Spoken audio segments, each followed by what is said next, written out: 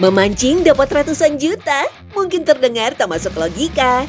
Tapi faktanya, nyaris di setiap saat ada banyak perlombaan mancing dengan iming-iming hadiah yang terbilang tak masuk akal. Dari uang tunai puluhan juta sampai mobil sekalipun.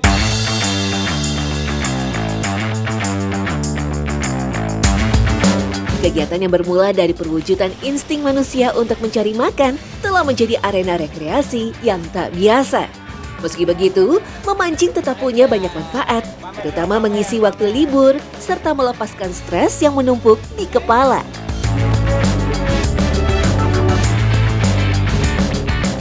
Awalnya sih coba-coba, tapi ternyata pas nyobain sekali kok senang gitu.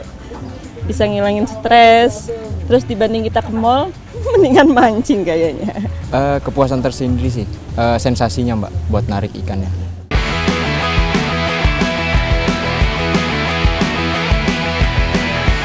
Tak bisa dipungkiri, telah banyak fakta medis yang membuat memancing berada di dalam deretan teratas, aktivitas yang berguna untuk melatih segala aspek tubuh manusia. Salah satunya tentu kegiatan memancing yang dilakukan di luar ruangan. Fakta medis menyebut, otak manusia terbukti secara ilmiah berubah dan berkembang saat kita menghabiskan waktu di luar ruangan. Entah pemancing menyadarinya atau tidak, memancing ternyata mampu meningkatkan ketangguhan mental sekaligus kesabaran. Pada saat tali pancing terlempar ke dalam air, perhatian akan terpusat pada pergerakan umpan yang tentu membantu mengasah kemampuan konsentrasi manusia. Setelah mata kail tersambar, pemancing akan mengandalkan berbagai otot di tubuhnya untuk menarik serta mengendalikan pancingan. Sebuah jurnal bahkan menyebut memancing dapat menurunkan hormon kortisol yang bertanggung jawab atas semua perasaan stres di dalam diri manusia. Ketika ikan didapat, otak akan otomatis melepaskan hormon endorfin alias hormon kebahagiaan.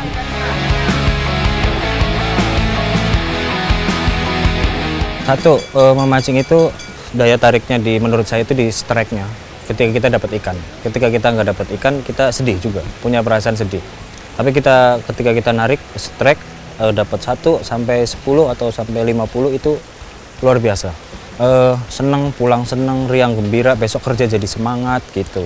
Yang kedua itu ada persaingan antara pemain satu dengan pemain yang lain. Jadi ketika kita bisa mengalahkan lawan itu kita merasa gembira dan merasa terhibur.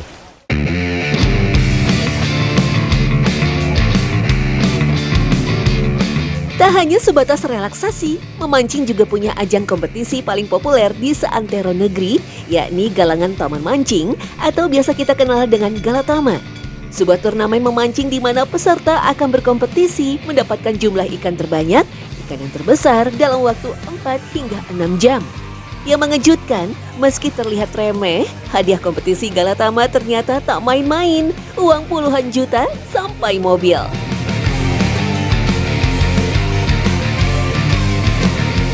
Kalau di Galatama ya kalau emang tiketnya 500 ya hadiahnya paling kan duit.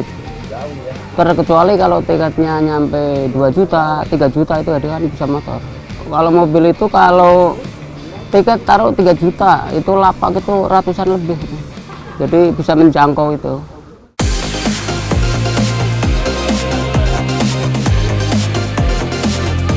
Semakin banyak peserta yang bergabung, maka hadiah juga semakin besar. Pasalnya, penyelenggara biasanya akan menetapkan nominal hadiah setelah diketahui berapa jumlah peserta. Jenis ikannya pun bermacam-macam, dari ikan mas, lele, sampai ikan nila. Biasanya ikan tidak akan diberi makan sebelum kompetisi dibuka agar nafsu makan mereka semakin memuncak.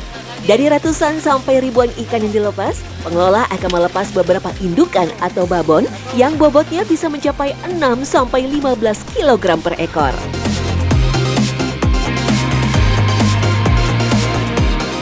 Ya bagaimana ikannya, kalau terbesar yang nomor 1 misalnya 4 kilo atau 5 kiloan, berarti kan kalau yang 5 kilo terberat gitu kan. Ya tergantung konsumen, kalau Galatama itu kan, kalau konsumennya itu mencukupi dari lapak, misalnya lapak 50 cukup ya hadiahnya besar gitu kan, tergantung dari lapak gitu.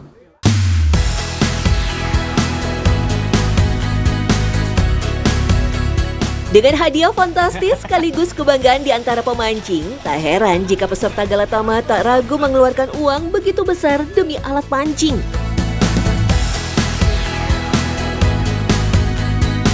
Dari joran sampai senar pancing, biasanya pemancing Galatama memakai senar dengan tebal 0,3 sampai 0,5 mm. Ketebalan senar itu mampu menahan ikan seberat 7,5 sampai 13 kg lebih. Tingkat transparansi ketika disenar di dalam air pun harus diperhatikan. Pasalnya, ikan akan takut mendekat bila tali pancing terlihat. Total semua peralatan bisa mencapai belasan juta.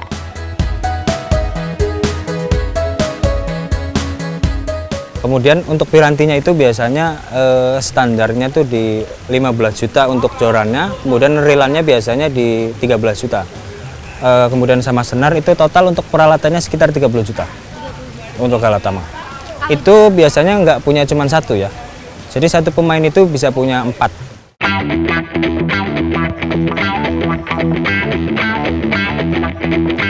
Selain modal alat pancing yang mendukung, umpan juga menjadi kunci keberhasilan.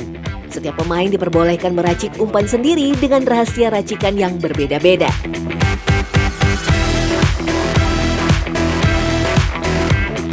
Dari umpan alami seperti cacing tanah maupun kroto, sampai umpan buatan seperti pelet yang terdiri dari berbagai campuran roti, tepung, keju, dan lainnya.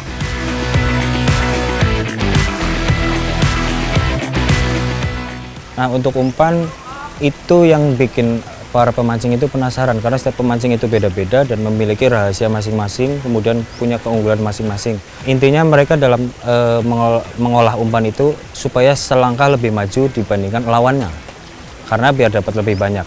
Nah, kalau saya sendiri kombinasi antara umpan itu amis, kemudian ada wanginya, karena itu disukai ikan mas. Jadi triknya itu amis dan wangi itu seimbang.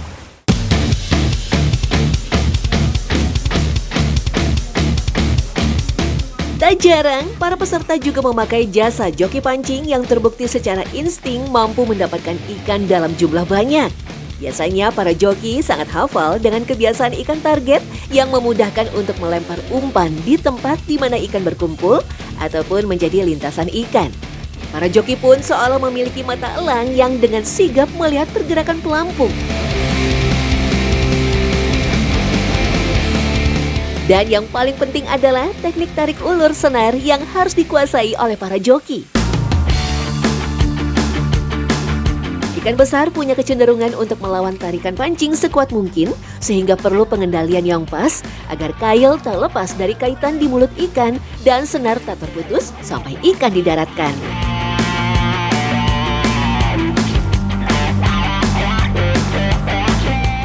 Hampir sama semua ya, jadi dalam memancing ya kita harus merasakan gimana ikan kumpul atau ada ikan atau enggak. Jadi kita harus baca karakter kolam juga, umpan juga. Jadi cuma banyak hal yang perlu kita ketahui dalam memancing.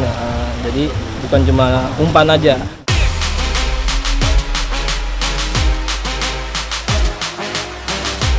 Uniknya, begitu besarnya gengsi memenangkan kompetisi Galatama, para pemilik kolam pemancingan seringkali menemukan hal yang aneh yang terlihat di antara pemancing. Bahkan Tarjono yang telah mengelola kolam belasan tahun, sedikit hafal dengan tingkah laku para pemancing.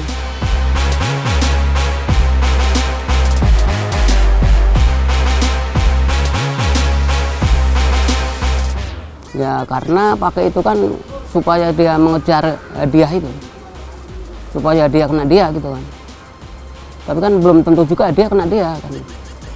Ya kalau pakai itu, kalau saya sendiri sih nggak tahu ya, cuman kan kalau pas lagi kadang-kadang lewat itu kan, wah ada bomenyan, ada bolisong gitu kan. Nah itu kan pas pakai itu.